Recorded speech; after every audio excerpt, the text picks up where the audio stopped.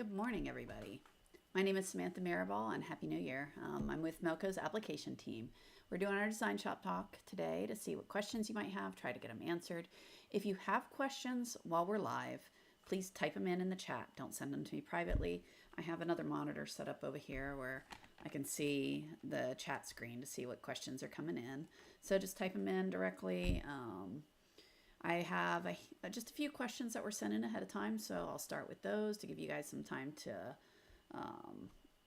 type in. But welcome back. It's a new year. Hope everyone had a good holiday season. I'm ready for a routine to be back. It's been crazy. All right, so I'm going to start off with questions sent in. I want to delete the dot on the top of an eye because I want to add a hat to the eye. Okay. So let's my file. I made a file. C drive. Nope, not C drive. Let's try this again. Where is Dropbox? Of course, nothing's where I put it. There we go. Okay. Sorry. 1 second. I'm going to open up my file. Probably be quicker to regenerate it than this, but you know.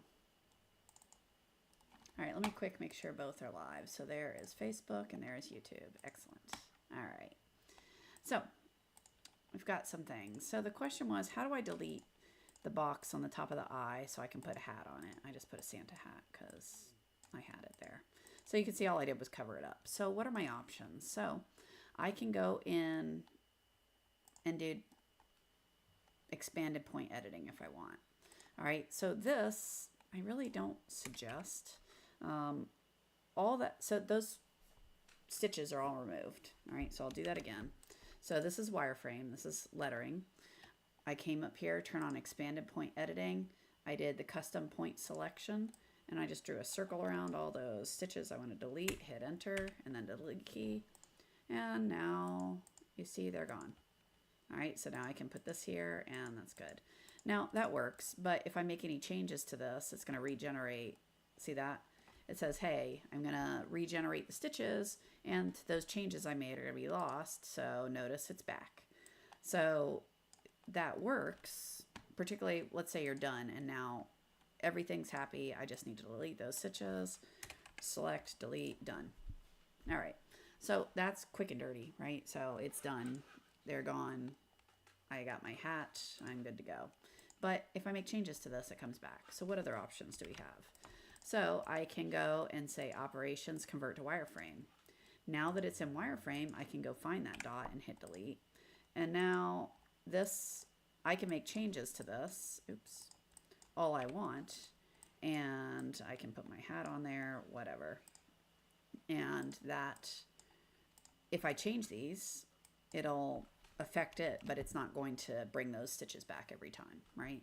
So I can convert to wireframe. Now the downside here is this is no longer lettering. So if I wanted to change this text, if I have spelling error, I want to change the name, whatever it is, I'm going to have to go retype it or redigitize that text. Okay, not the end of the world, but it is a consideration, right? All right, so let's see, what other choices do we have? Undo, undo, put it back to lettering, maybe. There, it's back to lettering. So you can also go into, let's see, select that.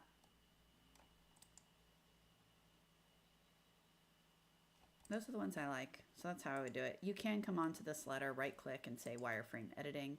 And then let's see if this works. I don't think it will because I would have to move this down or do something to this, right? So you can modify the wireframe to be part of the hat if you want, right? So I could make this part of the brim and get rid of that brim and turn the top into the brim. I mean, that would be a choice. So I guess I could do that if I wanted to. So modify that shape to be this. So, I don't like that much. I would just delete it. Okay. All right, so that's how I'd get rid of the dot on the top of an eye. Convert it to wireframe or do a expanded point editing. All right, how do I get a decorative stitch, diamond or herringbone when doing an applique? And they sent this picture around. All right, so that's actually really easy to do. I made it over here already, but let's close that. So what did I do? So, real quick, I remind myself. Okay. So what I did is I just drew, I'll do it again. That I believe is Ashen, I believe. I just picked a letter in the font I wanted. Yeah, it was Ashen. Then I made it big because applique letters are big. And why did I do this? Just so I could do this. Because that's not, I don't want to sew that. I want to turn this into an applique. So I'm just using this as a cheap way to get art, right? So that created my art. All right. Now that I have this, I can create my applique. So what is an applique? You got a placement stitch, usually, right? You got a placement stitch. You got a tack down stitch where it holds the fabric down. You trim it out, a zigzag to secure the edges, and then some sort of top stitching, right? So to create it, I can do Shift, holding my Shift key down, and click on the walk. All right, that gives me a walk normal. All right, so there's my placement stitch. I can copy and paste that, give it another color. There's my tack down. I usually like the tack down stitch to be a bean stitch. That's a personal preference, okay? Do you have to do that? No. And then now we don't want to do a zigzag. We want to go straight into that diamond pattern, right? So I'm going to copy and paste, give it another color just so you can see it, change it to a decorative, and then go change it to diamond. Okay, so now I can go into this decorative and play with the properties. So this, if this is wider than you want, well, I can make that narrower or a little bit wider. You know, you can customize it to whatever shape and size you want. And now I've got an applique created that has that pattern. Now, there are a whole lot of patterns in here. In fact, you can create your own, right? So that's not really a good one for this particular shape, but there's a lot, right? Again, that's meant for big things. Where's the spin? That one works pretty well. Spin under S, I guess, huh? There it is. That's one that tends to work. So it looks like that shape's a little big with the settings I have, so I'd have to play with the settings to get that to actually be able to fit in all these spaces. But the diamond works really nicely, right? The chain stitch, that's another one that works really well with this. So you can use like that guy, or the thick one. That's pretty too. And again, these corners you just got to address by splitting it, right? So I'd come over here and split element at selected point. There we go. Yeah. So you have choices again on how you can do an applique with different looks, right? So the diamond is a really nice way to do that. Okay. So that's how you do a decorative on there. And again, you can create your own. The circle monogram stitch is great when I add, until I add the ornament. When I add the ornament, they stitch fine, but there are no trim command. How do I adjust it? So some of the really old fonts like that, they have manual stitches programmed into them. So what I always do is, let's see, which one was that? Circle. And what are the ornaments? Let's do 4. Okay. So A, B, C, 4. There we go. All right, so if we go into properties, turn on the tie-in and tie-outs, you can make that say always, and there you go. You have tie-in and tie-off stitches on there, right? You can scale that around. You can always come into here and say operations, convert to wireframe, and now if something doesn't have, you can see the knots there. They are already there, so those are the tie-out stitches.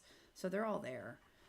If you don't like where it put them, you want to change them.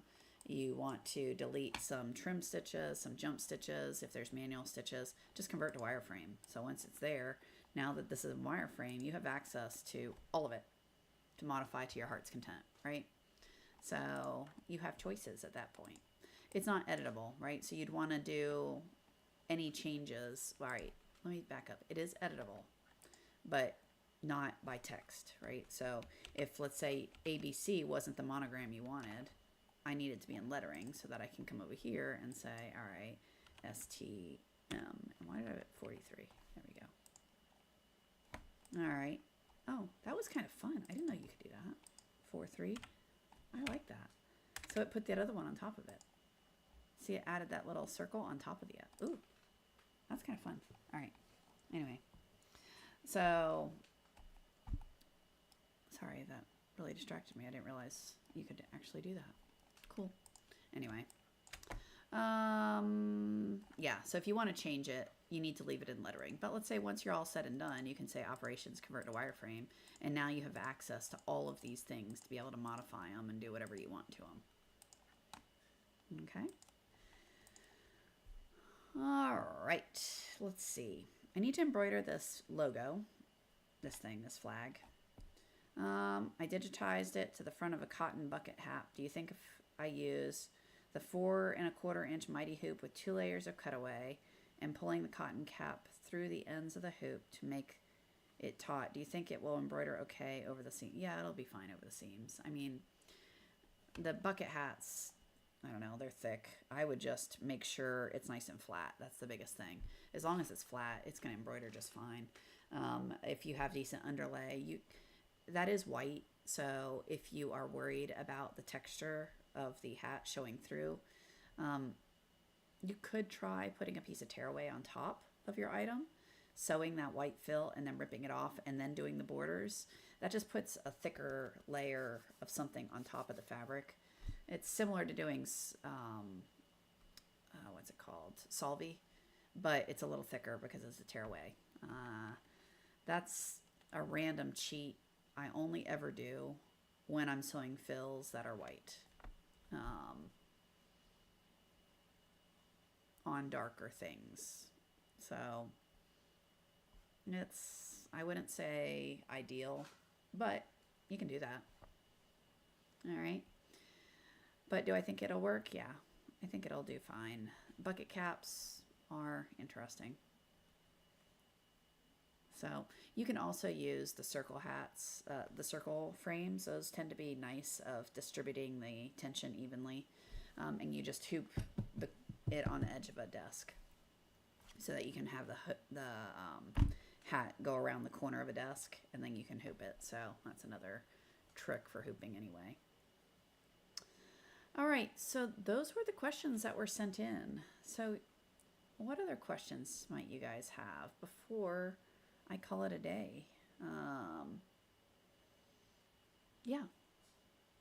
So while you guys are thinking about that, yeah, no problem, Beth. Thanks for joining today. Don't forget to submit questions, right? So if you send them in ahead of time, I can make examples if necessary. Or if I don't know the answer, I can go bug engineering or bug people at Melco to get the answer for you. So if you have questions, send them in on the form. You can submit them anytime, and it's kind of nice. That way you don't forget, or if you can't be there live, your question still can be answered, right? So yeah, type them in on the form. You can submit them anytime you want, and I pull them before we do our talks. Yeah. What other questions might you guys have before I call it a day? So I'll just hang on for just a little bit in case someone's frantically typing. Yeah.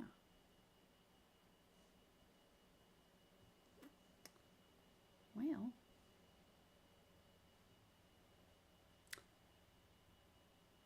I bought myself a 3D printer for Christmas. I bought it. Let's see. I have a customer wanting block varsity font, satin letters on a beanie, 2 inches tall or 1.5. Do you have any tips? Since I haven't done beanies. Yeah, so beanies are stretchy, right? So I tend to do them in either the circle hoop or in a mighty hoop. That's just what I tend to do them in. But they're stretchy. So where I was going with that, and they tend to be lofty. So I don't know why I'm sitting here snapping that. I'm sorry. What I would suggest is using a primer stitch. So let's say this is going on your hat, right? So the hat, I don't know, usually you get, 2-inch logos or something like that? Yeah, maybe. I don't know. Whatever your logo size you want. Because of the loft of it, what I always suggest doing is using a primer stitch. So you can come over here and use, instead of create border, you say primer. You can make this be whatever you want. 50 to me is just big. I don't like 50 borders, which is the default. You can leave it like that, and what you would do is sew this the color of the hat, right? So that would be the color of the beanie, and then you would sew your thing on top of it. So what that does is it stabilizes all that stretch. It gives you a nice flat foundation. It matches the garment, so you don't tend to see it as much. And then when your top stitching goes in, which is your logo or whatever it is you're sewing on it, it'll sew out nice and pretty, right? So if you have text, it's the same deal. You put a primer on that. Like I said, 20 to 30 is usually my happy spot, but everyone is a little different of what they think looks pretty, and that's fine. Just do whatever looks good to you. And that'll put, you know, that foundation down so that when the lettering goes in, it ends up looking nice. Just make sure that matches the color of the garment of your beanie. So, yeah, I would say use tearaway, a primer. I like cutaway, but cutaways are kind of annoying on beanies. But if you're using a primer, it'll usually hold well enough until the stitching goes in. I just really like anything with stretch to use some form of cutaway. That way, when people are pulling on it, they're not snapping all the stitches, right? So if you've got a shirt or something, it stretches a lot. And yeah. All right, so you have a question about the primer stitch. Is it a border stitch, like a single line? No, it's a fill. So it's an open weave fill. So you can actually go adjust it. So I zoomed in on it so you could see it. But like it literally is, it's two fills overlapping with a large density is what it is. So you can make that density bigger, right? So that's 50, and I can make this one 50. And now it's a bigger crosshatch pattern. So all it is it's a pretty open crosshatch pattern that is just, it ties to the stabilizer, it secures the layers of the beanie, and then, you know, if you're doing stockings, it secures the fur down. So that's another good case for using a primer stitch. But it just holds it all still, so it can't stretch around. Okay, does that help any? So it's just a fill. Like if I take one of these and move it, you'll see it's literally just a fill with a really big density. It's just two of them on top of each other with the angles 90 degrees from one another. Now, here's the other fun part. You can, if you want, instead of doing just a crosshatch fill, you can take this thing and turn it into a decorative, not a tackle, a decorative. And instead of doing two fills on top of each other, I could do this as my pattern. Yeah, so you don't need to convert to vector. I only did that so I have something to trace. So you can pull in whatever art you want and draw it. So for me, let's say if you didn't have the ability to convert to a vector, so let's make that ashen, and I still wanted to do a U, I could still make it big, whatever shape I want. And then I can go with my walk normal and just trace it, right? So literally I'm doing this solely as a source of art. So if you have something already created, you know, in whatever software you use, in Illustrator or Word, that you did a screenshot from Canva, you bring it over, whatever. You could just put it into your software, copy paste. Now that it's in, now you do what I'm doing. You just trace it. Is the other way faster? Yeah, but if you don't have it, we work with what we got, right? So at least that's my suggestion. I always say, you know, a lot of people are like, should I upgrade right away? I'm sure the answer I'm supposed to say is yes, but I also know we all have budgets we're working with, right? So at some point, work with what we got, and now that you're starting to hit limits on it, now is a good time to now go and say, all right, I want to do more with this. So I want those productivity enhancements. I want, you know, ABC. I want to do a little bit different, right? So once it's traced, now that it's traced, so yeah, it was quicker for me just to use a vector, but I don't have to. So I can go change this to my decorative, to diamond. Where's diamond? There we go. Go into properties, change that to 60. Poof. That's pretty.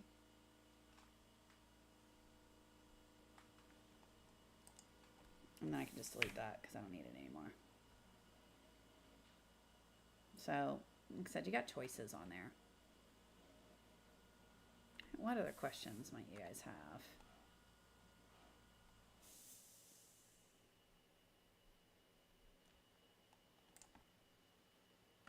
Anything else before we call it a day?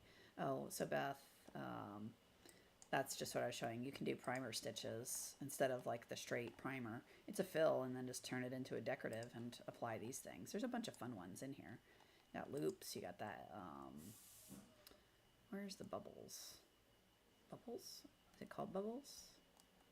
Yeah, that one's really pretty. It's really big, but it's pretty. It doesn't really, so that one I'd have to make much smaller for it to work as an actual thing.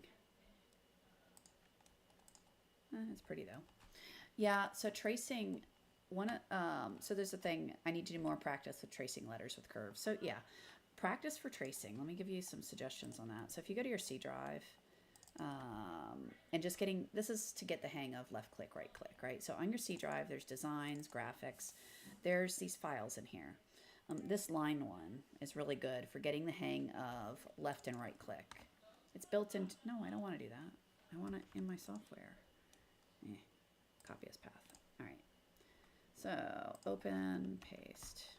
All right. So if I open that within here, so this lets me get comfortable. Left click, right click, left click, right click. Left clicks are straight points, right clicks are curves, right? So when I'm going around a curve, can I do a whole bunch of clicks? Yeah, I can. Do I need to? No, I don't. The smoothest curves are going to be ones that have the fewest clicks along there. So when you're doing these sorts of curves, see these blue lines along here? It's best to have a click at the start, a click in the middle, and a click at the end. All right, and that's for a 180-degree circle, right? So if I do left click, right click in the middle, left click at the end, that's going to be the closest thing to a nice, pretty curve, right? Rather than me doing what I did up here, which was a whole bunch of clicks. So if I'm on this guy, it's more than 180 degrees. So what I want to do is eyeball about the midway point and then create it as that's one curve. That's my first half. There's my second half. So left click to start from this half between my start point and here. That's about the middle. So I'm going to right click there. And I'm going to keep right clicking since I'm on a curve, but consider that my first point. There's my second point. I end with a left click and hit enter. And now I've got that curve. So this guy down here, again, is just handy for practicing left click, right click. So start with the left, aim for the middle, right click, left. Middle, which is a right click, left, right, left, right, left. And does it have to be perfect? No, just aim for about the middle and it almost always will be just fine. If you click wrong, that's okay, right? So if I'm coming around here and I go, oh, I clicked. I shouldn't have clicked. Just hit backspace. You don't have to hit escape. Hit backspace. And I go, all right, I needed the middle point. So right click. This is changing directions, right? So if I right click here, it's not going to work. That's a sharp point. So I left click. So again, there's the kind of where my next end point would be. So that's about midway. So there's my mid. Right, right, right. What do I do here? It's a curve into a curve. If I continue with right clicks, notice I can't just go to the middle. It's not tracing right. But it would trace right if I did left, right, left. So it's just, is there a wrong way? No, not really. It's however you get around it. So I just, you can use these tools, I guess is what I'm trying to show you, to practice and get the hang of left clicks and right clicks. Because being just extremely proficient in that makes digitizing go so fast. Like you'll see, I can talk and click and I'm almost not paying attention to what I'm doing because I do it so much, right? So it's just second nature on what I'm clicking on my mouse. But that only comes because I've done a lot of it. So I've done a lot of practice. All right. Jacqueline, does that help any? Let's see, what other questions do you guys have? Anything else before I call it a day? Let me look at my calendar. I think next week is the 15th.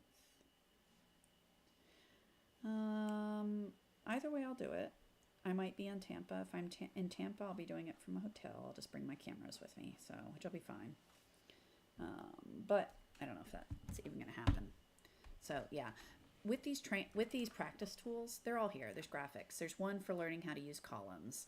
So that one is getting familiar with these column tools right here. That's what that particular piece of art is good for. Fills, again, is getting used to the fills tool, which is that one right there. The line tool is for, you can use it with your walk stitch or the single line. So those all work for this particular file. There's more practice down here, right? So you can go trace these things to your heart's content and just to get comfortable with digitizing and kind of working through it. I'm pretty sure a long time ago I did this one on a live. It's a separate thing where I just clicked through it, showing how to walk through that and have no trims. So anyway, these are all out here for you. And don't forget, there's also this self-help training resources where there's more files for you to study, different resources on needles, there's handouts, there's visuals on density and how these things all change. So in this folder, you have lots of stuff that you can play with. Okay. All right. Well, again, we're starting off a new year. We're trying to do these on a weekly basis. Let me know what sort of things you want to learn, typing your questions. I will try to get them answered for you, and we will go from there. All right. Yeah, I will talk to you guys next Thursday. Have a fantastic week. Happy New Year, everybody. And yeah, I will talk to you next week. Until then, have some fun sewing. Make some cool projects. Tell me what they are. I like seeing people's stuff. So let's see what we can make. All right. Bye, everyone.